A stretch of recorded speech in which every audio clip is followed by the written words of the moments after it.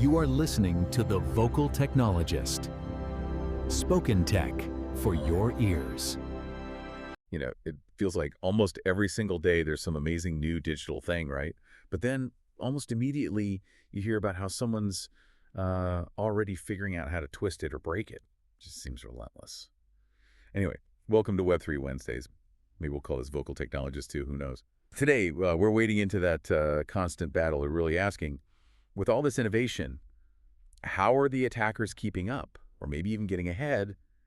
And I guess, what do we need to fundamentally change? That really is the heart of it, isn't it? Things are moving so incredibly fast. And the complexity, well, it opens doors for some really quite sophisticated attacks. We're seeing things now that are, frankly, astonishing. It's not just about patching things anymore. It's like there's a whole new strategy guide for the attackers. Absolutely. So let's start with something hitting close to home for folks in the crypto and Web3 world, these supply chain issues. We heard about those popular NPM packages like debug and chalk, common code libraries people use all the time. They got compromised.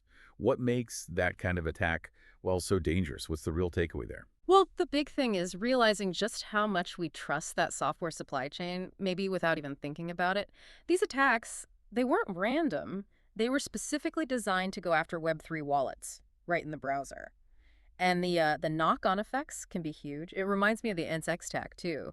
Malicious packages, stealing API keys, credentials, essentially the keys to the kingdom from thousands of private code repositories. Right. Over 6,700 repos, wasn't it? And they just dumped the data onto public GitHub. Exactly. Imagine finding your private keys suddenly public. That's terrifying. Yep. And it makes you question, if private repositories aren't safe because of a dependency, where does that leave us? Yeah. Doesn't that just shatter trust? It certainly shakes it. Yeah, it shows how even in your own supposedly secure space, one bad component, one dependency can basically turn your own setup against you, which, leads us straight to things like the GhostAction attack, 817 GitHub repos compromised there. How did that one work again? Yeah. It's sneaky, right?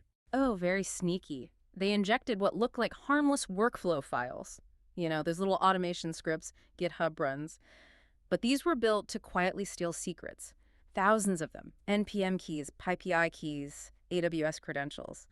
All siphoned off. Wow. And it's not just developers getting hit. That Wealthsimple breach, that was a third-party software package too, right? That's right. And look at the impact. Nearly 30,000 clients' data exposed. We're talking sensitive stuff, government IDs, bank account numbers. All because of one weak link somewhere in the software they used. It really shows how everything's connected. Precisely. One compromised piece, maybe buried deep in dependencies you didn't even know you had, can unlock the door.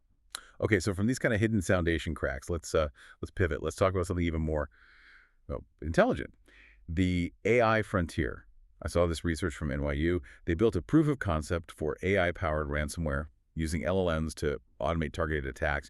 They've flagged it as a real, imminent threat. How does that change the game? Oh, it's more than just a new tool. It's potentially a massive shift. Think about automating highly personalized attacks at scale.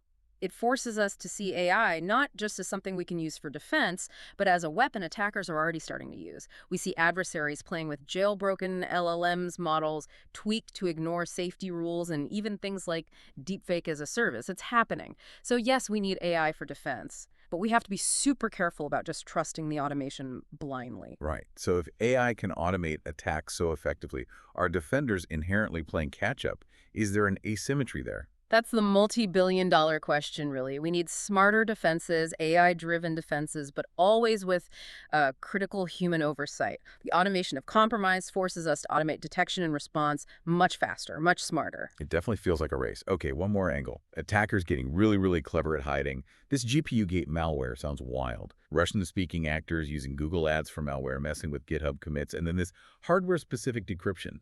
It only runs if you have a real GPU. How does that help them evade detection? It's actually brilliant in a nefarious way. Most security sandboxes, those isolated environments where suspicious files are tested, they don't have dedicated GPUs. So the malware just doesn't run. It stays encrypted, looks harmless. It specifically targets IT pros in Western Europe, apparently, using fake GitHub desktop installers. Just slips right past the automated checks. Pretty much. Then delivers its payload, aiming for credentials, maybe ransomware down the line. The level of planning is something else. It really is. You wonder when these guys sleep. Okay, so Wrapping this up, Okay. it's clear things are shifting fast.